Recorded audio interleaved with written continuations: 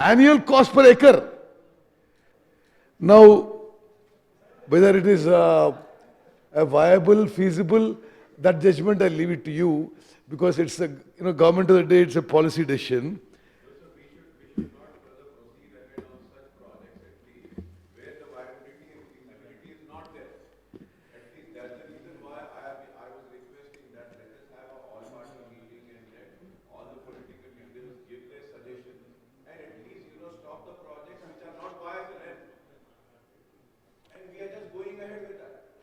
Yes. I appreciate your answer, sir. I thank you very much for your reply, and it is a very good reply which you have given, sir.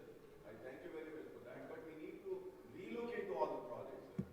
We should not further go and keep on investing just because we have to complete the projects, because we have an example of Rayalaseema where the projects are completed and they are just lying there dry. So let us not waste our resources and money. Let us correct the mistakes. I agree with you. And all the queries you had on the finances and the differences in the white papers, I will give you a detailed reply about it. And our government policy about completion of ongoing projects is, we realize that we don't, have the resources to take up all projects simultaneously and complete them. So as per directions and the consultative meetings we had chaired by the Honorable Chief Minister, we said we will take up those projects where at a minimum or optimal cost, we could generate more IACUT. If something is going to take a lot of money and a lot of time, that will take second priority. Lesser money and shorter time, we are going to take up, we have prioritized projects and we are going to take it up.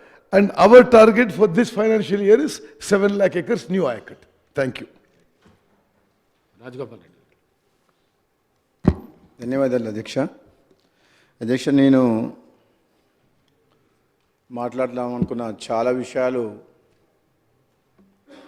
నీటిపారుదల శాఖ మంత్రులు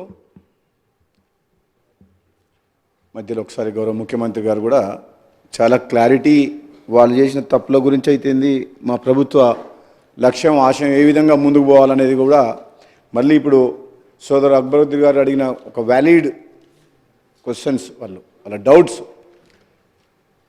దానికి ఇప్పుడే మళ్ళా మంత్రివర్యులు మంచి సమాధానం చెప్పిన అధ్యక్ష. బేసికల్గా వ్యవసాయం అనేది గ్రావిటీ కెనాల్స్ ద్వారా, వర్షాభావ పంటలు, కాలువల ద్వారా, చెరువుల కుంటల ద్వారానే ఒకప్పుడు వ్యవసాయం జరిగేది.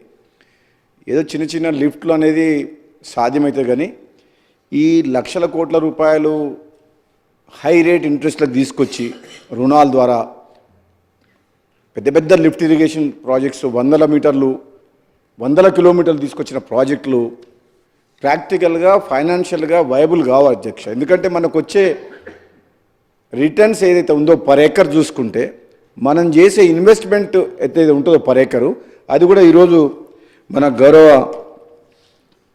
మంత్రివర్యులు ఉత్తమ్ కుమార్ రెడ్డి గారు చాలా క్లియర్గా ఎన్ని లక్షల కోట్లు ఖర్చు పెడితే పర్ ఏకర్ ఎంత కాస్ట్ పడ్డది ఈ ప్రభుత్వంలో, గతంలో మనం ఎన్ని వేల కోట్లు ఖర్చు పెడితే ఎన్ని ఎకరాలకు సాగునీరు అందించినాం, ఈ ప్రభుత్వం వచ్చిన తర్వాత మనము ఎంత అమౌంట్ ఖర్చు పెడితే పర్ ఏకర్ ఎంత కాస్ట్ పడ్డది చాలా క్లియర్గా ఇచ్చింది అధ్యక్ష. నేను మీ ద్వారా గౌరవ ముఖ్యమంత్రి గారికి, మన మంత్రివర్యులు ఉత్తమ్ కుమార్ రెడ్డి గారికి ధన్యవాదాలు, అభినందనలు. తెలంగాణ ప్రజల పక్షాన ఈ ప్రాజెక్ట్స్ మీద తెలంగాణ ప్రజలకు పూర్తి అవగాహన, వాస్తవాలు తెలంగాణ ప్రజల్లో ఈ గత 10 సంవత్సరాల వల్ల,